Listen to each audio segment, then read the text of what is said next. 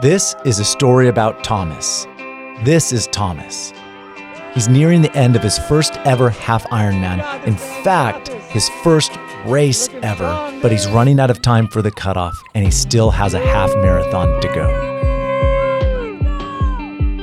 Thomas's story is an amazing picture of the secret to someone being lifted out of poverty and destruction and into the fullness of what God has for them. Yeah, he's definitely gonna die.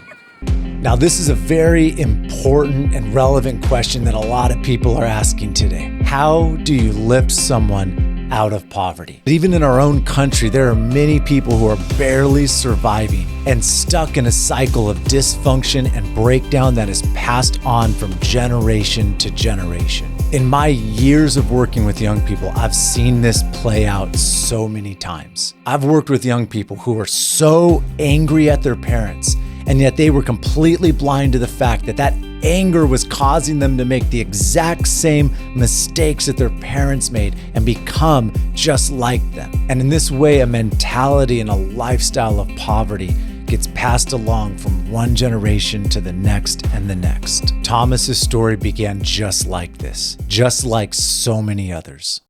I met Thomas when he was in 6th grade, and he was such an angry kid. I joke now that we didn't know that Thomas knew how to smile till after knowing him for about a year. He would come in the door with a scowl on his face, and if you patted him on the back and said, "Hey, Thomas, it's so good to see you," he'd shrug you off and just say, "Don't touch me." It was clear that there was a lot of hurt and pain in his life, and he caused a lot of trouble for us. He was disrespectful to the staff members. He would cause problems with other kids. There was a story one time, him and his friends all broke into the teen center after hours to steal all of our stuff. We had to kick him out so many times. The path of his life seemed set towards the same cycle of dysfunction and breakdown, but we never gave up on it. Thomas was now several miles into his run and things were going well.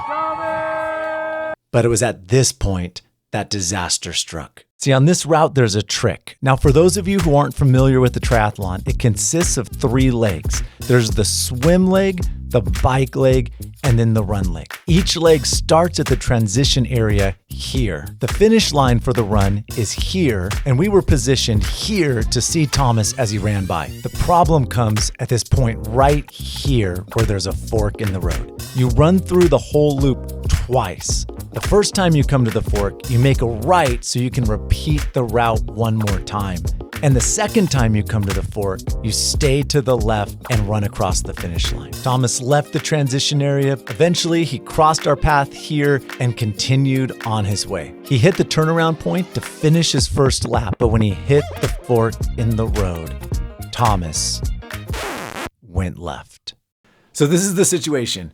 We were posted up here, and the finish line is right off over here. Now, we were expecting to see Thomas heading on his second lap across the bridge here. Then he goes down and he runs past us going the opposite direction he's going now. Instead, we saw him running through the crowd back here, desperately trying to get back on course. Eventually, Thomas overcame the setback and got back on course, but now time was really running short.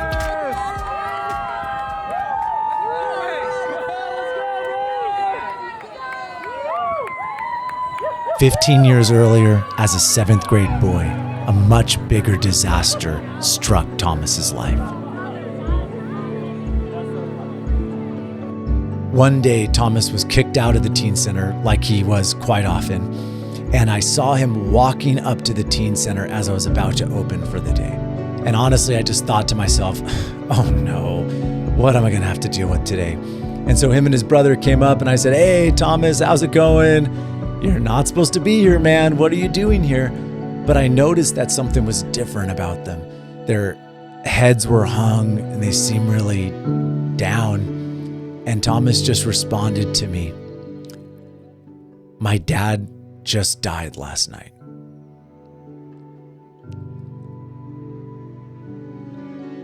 See, I didn't know that just 1 month earlier, his dad had been diagnosed with cancer, and 1 month later, he passed away. Just that night before, they'd gotten the news. And the next day, here they are walking by Youth Venture because they had nowhere else to go.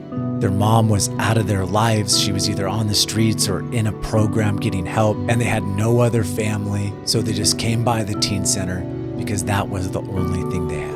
I'd like to say that everything changed from that moment, but it's not the truth. His heart still wasn't yet open to the love that we were trying to give him. For the next season, him and his brother lived at a friend's house where there were 14 other people living in that house. He tells the story that he would sleep in the living room in the corner on the ground, and if there was a night that he got to sleep on the couch, he felt really lucky. And we continued to have problems with him. We continued to give him chances, continued to work with him and show him love, but his heart was still hard. And then one night, everything changed. I invited him to come to a summer camp with our church.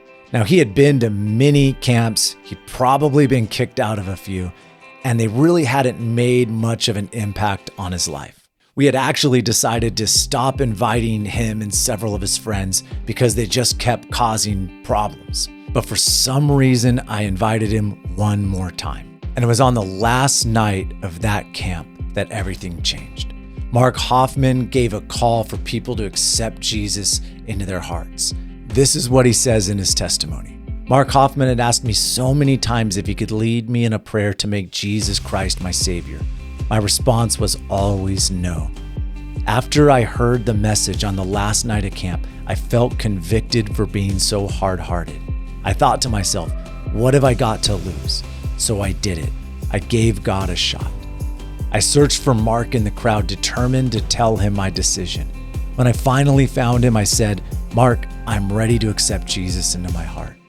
Immediately after I prayed, I felt different inside. A band was playing worship songs while people were praying for each other, and even though all the other kids around me were raising their hands in worship, I was scared about what they would think of me. Mark must have sensed what I was thinking because he told me to raise my hands and worship God and to stop caring about what others thought. As I did this, all my nervousness faded away. The love of God filled my heart, and I no longer cared what anyone thought about me. God met me that night in a way I will never forget. It completely changed my life. The trajectory of Thomas's life changed forever that night. We began mentoring weekly, and he began growing rapidly in his walk with the Lord and in his maturity and character. He became a leader in the teen center and a leader in the church. Shortly after, a family from our church adopted him and he went to live with them. Then he learned a trade from another man at the church and ended up starting his own successful plumbing company. Then he began dating that man's daughter, married her, and now they have 2 kids.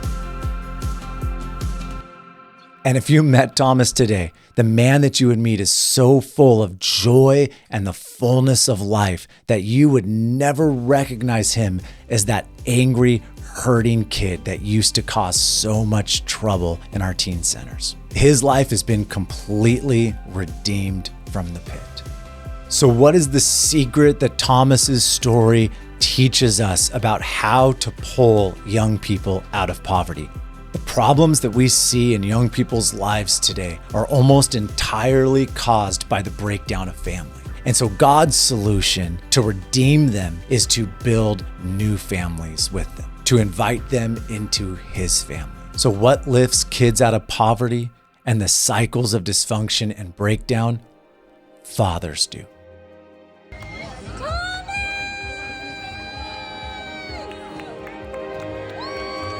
That day, Thomas overcame every obstacle and setback he faced, just as he's overcome every obstacle he's faced in his life.